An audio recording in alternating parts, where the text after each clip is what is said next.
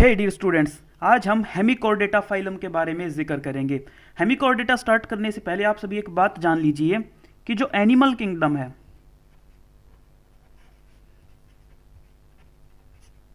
Animal kingdom को दो part में डिवाइड किया हुआ है, नॉन कोर्डेटा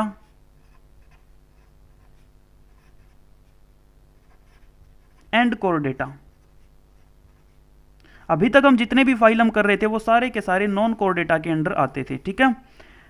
सो अब बात करते हैं हेमिकोर्डेटा की। हेमिकोर्डेटा के फीचर्स को देख के स्टार्टिंग में इसको कोर्डेटा फाइलम में रखा गया था, बट बाद में देखा कि इसके ज़्यादातर फाइलम जो है वो नॉन कोर्डेटा से मैच खाते हैं, तो फिर इसको उठा के नॉन कोर्डेटा के अंदर रख दिया गया। तो पहले initially it was put under Chordata phylum, but now it comes under non Chordata, ठीक है।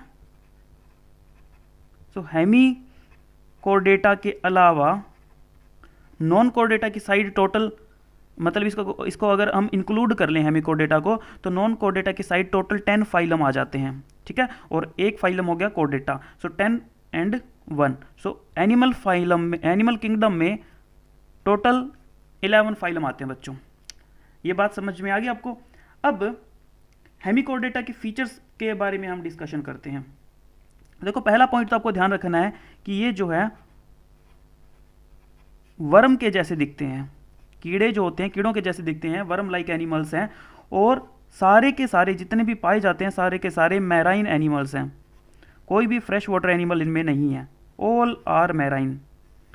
बच्चों, मैंने लास्ट लेक्चर में भी आपको एक बात बताई थी कि आप 3 जिसमें सिर्फ मैराइन एनिमल ही आते हैं, मैं फिर से एक बार रिपीट कर देता हूं कि वो 3 कौन कौन से हैं। एक है टीनोफोरा, ओके, एक एकाइनोडर्मेटा, और एक अपना हेमिकोर्डेटा जो आज हम डिस्कस करेंगे। तो ये तीनों के अंदर सिर्फ मैराइन एनिमल आते हैं, ये पॉइंट आप सभी ध्यान रखेंगे। अब इसको इजीली समझाने के लिए सबसे पहले मैं इसका एक डायग्राम ड्रॉ करता हूं, फिर हम उस डायग्राम को ही इंटरप्रेट करेंगे।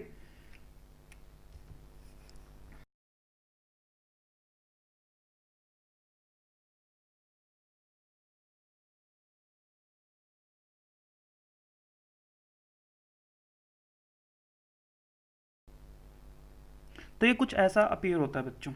अब इसके अलग अलग पार्ट हम करते हैं। देखिए बच्चों, इसका जो सबसे ऊपर वाला पार्ट है, ये वाला पार्ट है, इसको बोलते हैं प्रोबोसिस।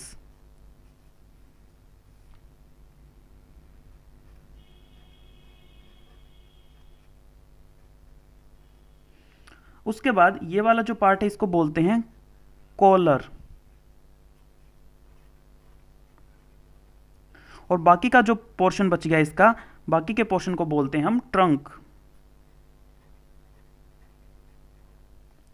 ओके, सो बॉडी को मेनली 3 पार्ट में डिवाइड किया है। सबसे ऊपर वाला ये वाला जो रीजन है प्रोबोसिस, उसके बाद कॉलर, और प्रोबोसिस की स्पेलिंग में ओ के बाद एस आएगा बच्चों, ओके। कॉलर ये वाला, और बाकी का पार्ट जो पार्ट है इसका उसको बोलते हैं ट्रंक। अब यहां पे एक ओपनिंग है, that is called anus. This opening is called anus. Anus है, दैट मीन्स माउथ भी होगा। सो माउथ जो रीजन होता है वो बच्चों प्रोबोसिस वाले रीजन में ऑलमोस्ट यहां पे होता है, here. This is the mouth part. Mouth के बाद में इस रीजन पे एक स्ट्रक्चर प्रेजेंट होता है, और उसी स्ट्रक्चर की वजह से कंफ्यूजन हुआ था पहले साइंटिस्ट लोगों को। यहाँ पे लाइक दिस एक small road like structure present होता है, तो साइंटिस्ट लोगों ने सोचा कि ये नोटोकॉर्ड है, और इसीलिए इसको कोर्डेटा फाइलम के अंदर रख दिया गया। बट बाद में पता चला कि ये नोटोकॉर्ड नहीं है, तो इसको एक नया नाम दिया इस स्ट्रक्चर को, इट वॉज कॉल्ड स्टोमोकॉर्ड। और स्टोमोकॉर्ड का कुछ हिस्सा प्रोबोसिस वाले पार्ट में है, और कुछ हिस्सा आप देख सकते हैं कॉलर वाले पार्ट में है, ठीक है। So this is stomochord. Then ये वाला जो रीजन है बच्चों, यहां पे इस पार्ट को बोलते हैं ब्रैंकियल रीजन। बच्चों, ब्रैंकियल रीजन के अंदर गिल स्लिट्स प्रेजेंट होते हैं। ब्रैंकियल रीजन में क्या प्रेजेंट होते हैं? Gill slits. ऑलमोस्ट 4 से 5 पेयर गिल स्लिट्स के यहाँ पे प्रेजेंट होते हैं जो इसको रेस्पिरेशन में हेल्प करते हैं।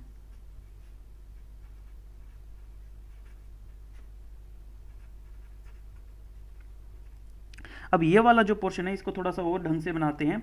यहाँ पे कुछ स्पेशल स्ट्रक्चर प्रेजेंट है लाइक दिस।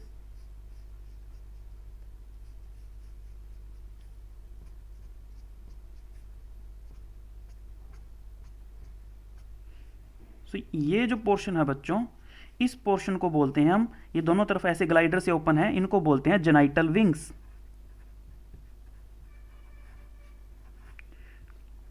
जेनाइटल विंग्स में इसके रिप्रोडक्टिव पार्ट्स होते हैं। तो ऑब्वियस सी बात है, अगर रिप्रोडक्टिव पार्ट यहाँ पे प्रेजेंट है तो ये जेनाइटल विंग्स किस चीज़ में अपना रोल प्ले करेंगे? They help in reproduction. They help in reproduction. अब थोड़ा और नीचे आ जाइए बच्चों, इस रीजन में यहाँ पे प्रेजेंट है कुछ स्पेशल स्ट्रक्चर, इनको बोलते हैं this is called hepatic reason.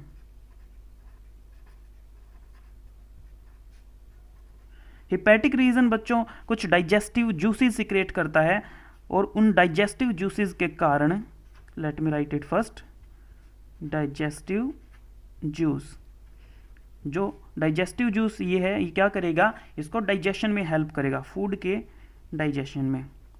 अब वैसे तो कोई ये ज़्यादा स्पेशल फूड लेता नहीं है, ये समंदर के नीचे होता है और बिल्कुल वहाँ पे भी ये अपने बिल बना के रहता है, ठीक है। तो मिट्टी विट्टी खाता है, तो मिट्टी के अंदर जो न्यूट्रिएंट्स होते हैं ये उन्हीं को एब्जॉर्ब कर लेता है, और बाकी की जो वेस्ट मिट्टी होती है उसको एनल रीजन से ये यहाँ से बाहर निकाल देता है, ठीक है। तो ये मिट्टी को और वाटर को फिल्टर कर सकती है इसकी बॉडी, और उसमें जो न्यूट्रिएंट्स प्रेजेंट होते हैं उनको ये एब्जॉर्ब कर लेता है अपनी ग्रोथ के लिए। तो ये इसका एक बेसिक सा हमने ओवरव्यू देखा। अब बच्चों ये इतना आलसी है कि ये मिट्टी से बाहर तो निकलता नहीं है, ये मतलब कि समंदर के नीचे, for example let me show you, मान लीजिए बच्चों ये जो लेयर है ये समंदर का सबसे ऊपर वाला सरफेस है, वाटरी सरफेस, ठीक है, और ये समंदर का मान लीजिए बॉटम सरफेस है। तो ये क्या करेगा? यहाँ पे ऐसे होल बनाएगा और नीचे इसके घुसा रहता है हमेशा। तो यहाँ पे एक छोटा सा वर्म हम दिखा देते हैं जस्ट फॉर अंडरस्टैंडिंग। मान लीजिए ये यहाँ पे ऐसी मिट्टी में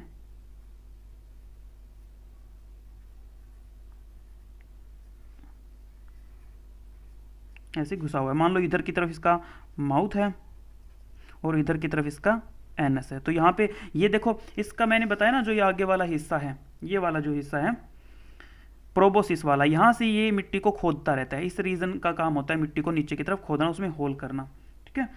तो अब प्रोबोसिस में पहले तो एक चीज़ मैं आपको बताता हूँ कि एक स्पेशल स्ट्रक्चर है जिसको बोलते हैं प्रोबोसिस ग्लैंड। इस रीजन में like this structure is called proboscis gland. Proboscis gland क्या करेगी? इसको नाइट्रोजनस वेस्ट को एक्सक्रीट करने में हेल्प करती है। तो प्रोबोसिस ग्लैंड से नाइट्रोजनस वेस्ट का एक्सक्रीशन करता है, ओके। अब यहाँ पे देखिए बच्चों, जैसे कि मैंने नीचे बताया, मैंने बताया कि समंदर के नीचे this is the sea surface, this is the bottom surface, और ये यहाँ पे ऐसे बरो बना के यहाँ पे पड़ा हुआ है, बिल्कुल आलसी है, ठीक है। तो ये क्या करेगा? ये बाहर निकलेगा ही नहीं, यहीं पे मिट्टी खाता रहेगा और यहीं पे पड़ा रहेगा। अब इसकी प्रोजेनी आगे कैसे बढ़ेगी, इसके बच्चे कैसे पैदा होंगे? तो ये क्या करता है, देखिए, मान लीजिए थोड़ा सा सी बॉटम को थोड़ा सा और बनाती है, यहाँ पे दूसरा वर्म पड़ा हुआ है, मान लीजिए वो भी बिल बना के यहाँ पे घुसा हुआ है। मान लीजिए यहाँ पे जो वर्म है वो है फीमेल वाला, ठीक है, ये वाला मेल है और ये वाला फीमेल वर्म है। अब बच्चों पहली बात तो मेल और फीमेल दोनों इसमें पाए जाते हैं, दैट मीन्स कि जो हेमिकोडेटा है ये क्या है? डायशियस है। एक बात तो यहाँ से क्लियर होगी कि ये क्या है? डायशियस है, ठीक है, यूनिसेक्सुअल है। अब ये क्या करेगा? अपने गैमेट्स को, मेल जो है अपने गैमेट्स को बाहर तो निकलेगा नहीं क्योंकि आलसी है, मैंने बताया, तो ये अपने गैमेट्स को वाटर में रिलीज कर देगा। यहाँ से ये अपने गैमेट्स को वाटर में रिलीज कर देगा। फीमेल उससे भी ज़्यादा आलसी है, वो भी क्या करेगी? अपने एग्स को वाटर में रिलीज कर देगी, ठीक है, एग्स को। तो बाई चांस ये क्या करेंगे? मेल और फीमेल गैमेट वाटर में मिल जाएंगे और फर्टिलाइजेशन हो जाएगा। तो आप देख सकते हैं बच्चों कि फर्टिलाइजेशन बॉडी से बाहर हो रहा है, और जब भी फर्टिलाइजेशन बॉडी से बाहर होता है इस तरह के फर्टिलाइजेशन को बोलते हैं एक्सटर्नल फर्टिलाइजेशन।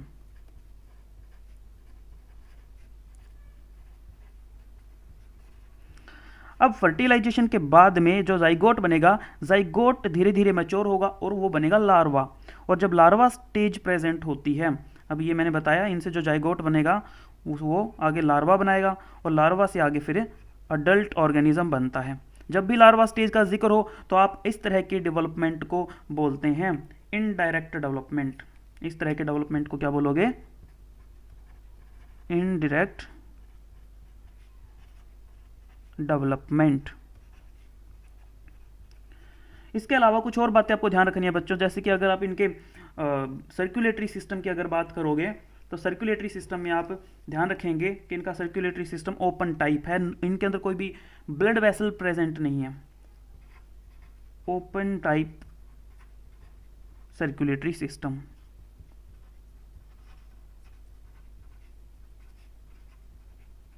ठीक है, बॉडी आपने देख ही ली है, आप इसको 2 इक्वल हाफ में यहाँ से ऐसे डिवाइड कर सकते हैं। यानी कि इसकी सिमिट्री की अगर बात करें तो सिमिट्री कैसी है? बाइलेटरल सिमिट्री है बच्चों इनकी।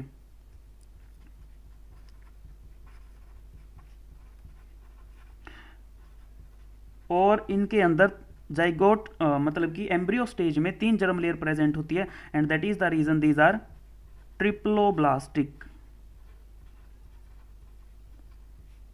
ट्रिप्लोब्लास्टिक में मतलब कि 3 जर्म लेयर कौन कौन सी है? अब तक आपको नाम याद हो गए होंगे।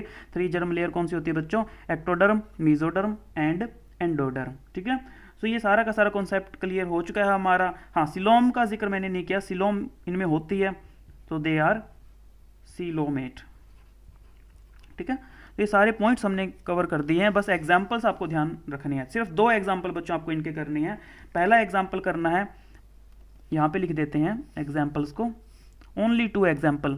First is Balanoglossus